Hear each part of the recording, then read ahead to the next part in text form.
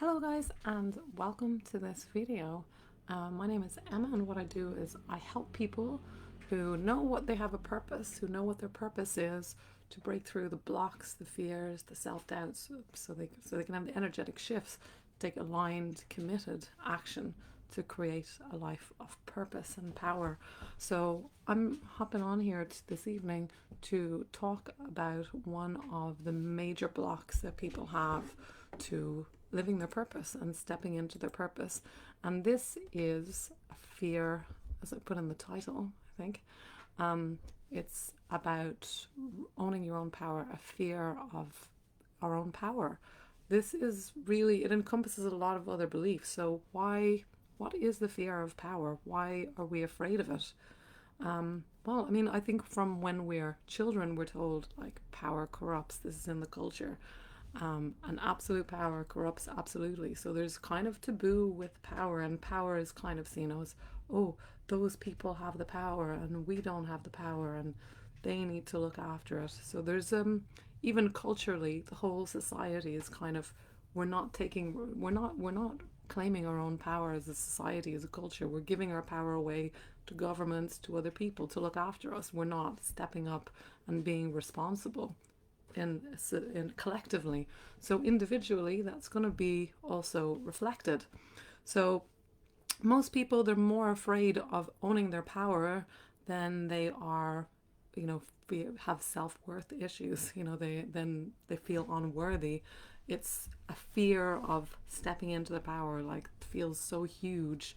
And there's, especially with women, there's this idea that if you own your power, if you're a leader, then you're bossy, and that you should be nice. We're also, women are also particularly judged by their age, by their looks, by their weight, all of these things, which make us even more conscious of not, it's not wanting to step into our power and really stepping up and taking charge in our lives.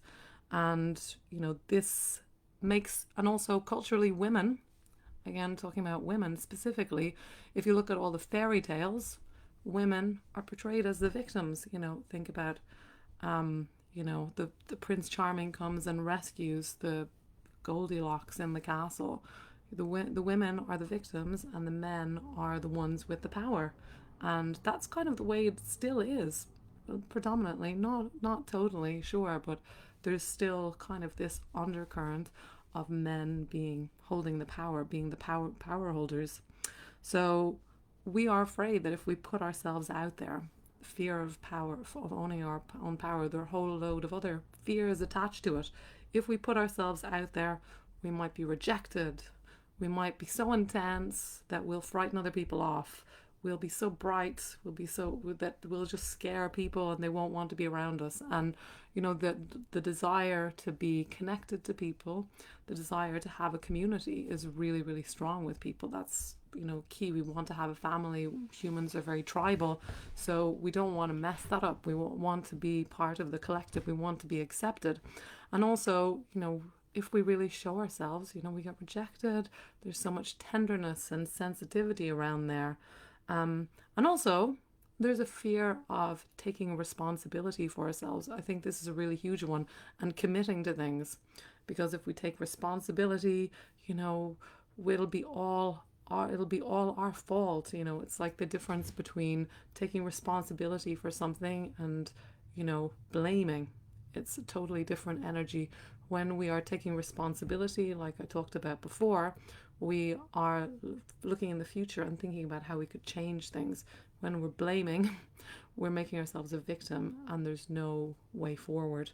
So we're afraid of taking responsibility, we're afraid of stepping up, and we're blaming ourselves. We have this blaming energy.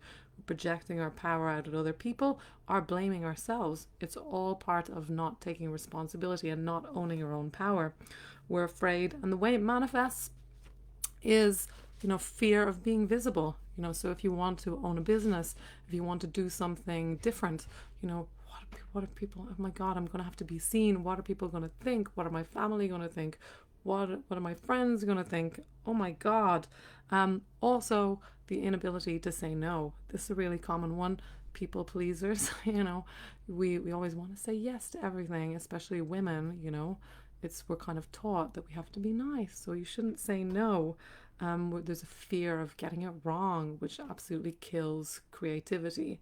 And also this imposter syndrome. I shouldn't be here. This isn't where I should be.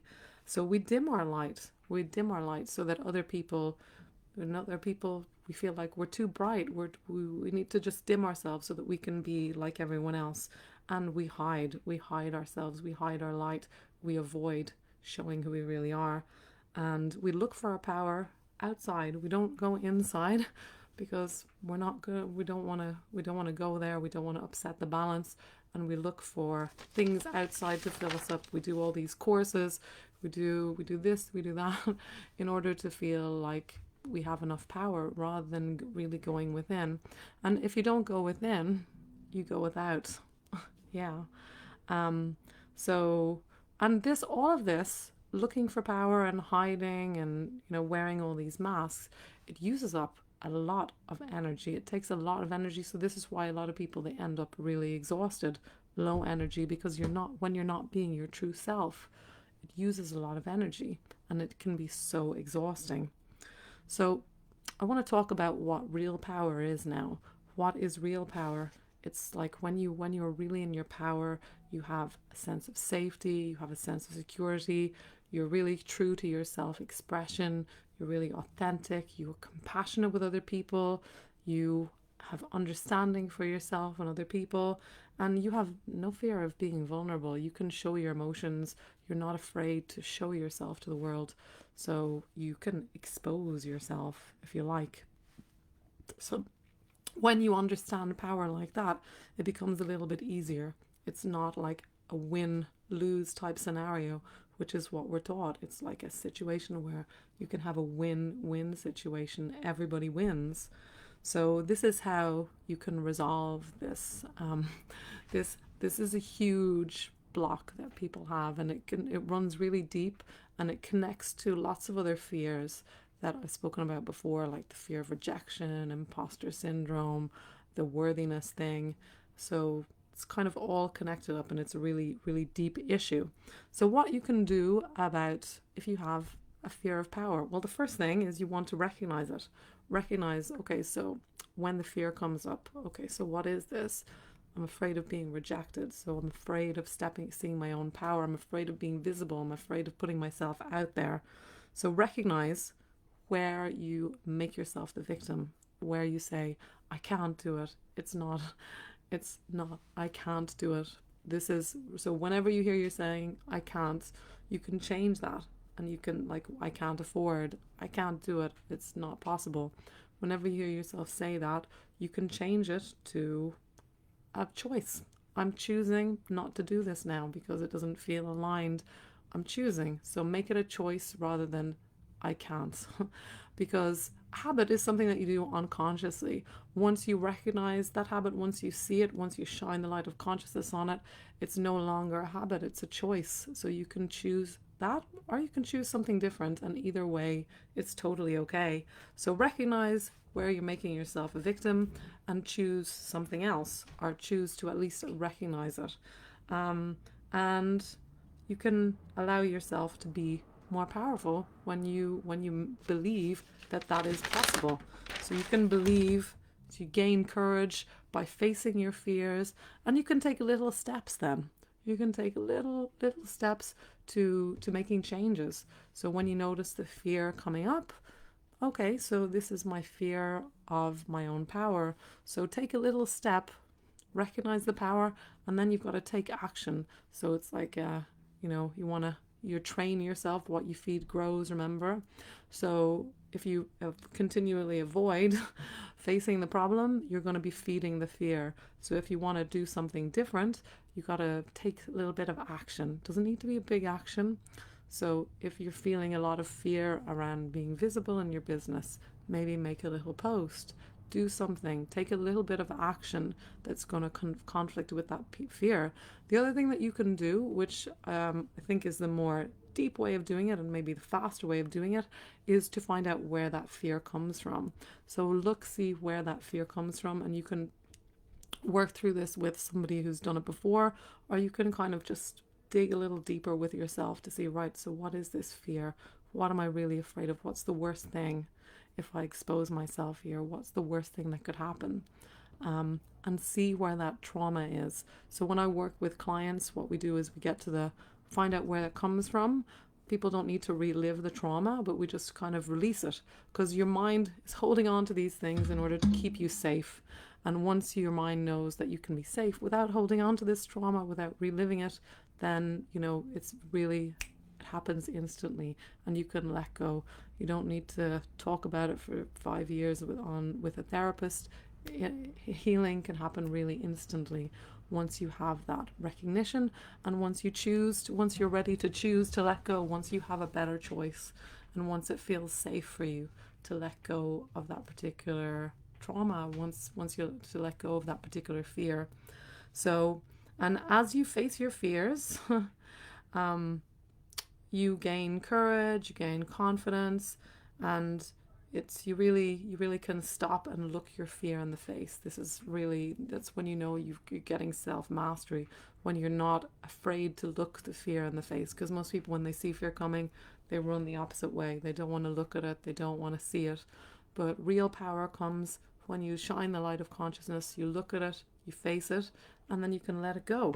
So you don't need to intellectualize it too much, you just need to acknowledge it, feel it, and take some kind of action.